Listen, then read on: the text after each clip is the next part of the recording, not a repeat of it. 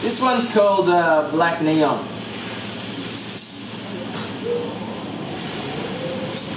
I had a dream that I died, and life became a motel matrix of neon bars and diners. There was something about the colours and how they hung and glowed so low in the rain that ran down the windows. I might have had a coffee, or a beer, or a wine, or a cigarette, but for once in my life I seemed to have a never-ending stretch of time. So this was heaven. Every time I would push through a door, I'd press into another bustling floor, a hive of activity in some far-off city with crazy lights and bars so pretty, and nobody ever knew me.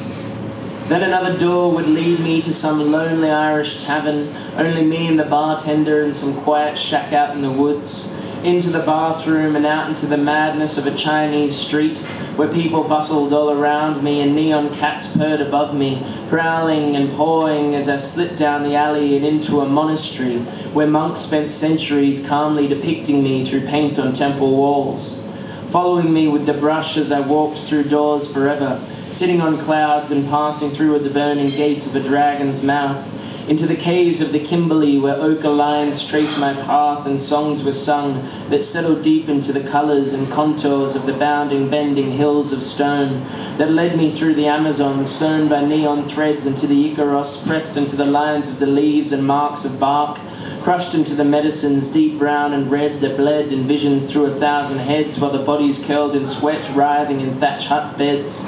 and sped on dreams back through the walls of the monasteries with monks still busy painting me till after 1 trillion times round I finally figured out there would simply be no leaving now. Just twisting knobs and countless doors, unfolding rows of endless halls, and I was bound to walk them all. Through every silent fantasy, through every self that lived in me, clubs and silver poles and fish, the scent of sex, the fleshy dish, the taste of sweat and steam that drips, their every kiss upon my lips, my inhibitions ripped and stripped, my old pretensions soaked and slipped through orgies writhing in Berlin, fat legs and ripe flesh wrapped in fishnet dimensions, squeezing the very cream of my spirit till all that was forbidden came quickly unhidden, written and known.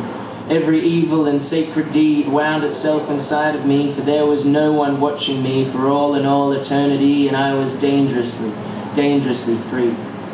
Walking ever in between the 1,000 threads of destiny, like numbers strapped to hotel rooms that into other lives led through, like endless books to read into, with ink that showed me walking through the holes and doors and holes and doors and holes and doors and holes and doors, stopping occasionally to watch you sleep,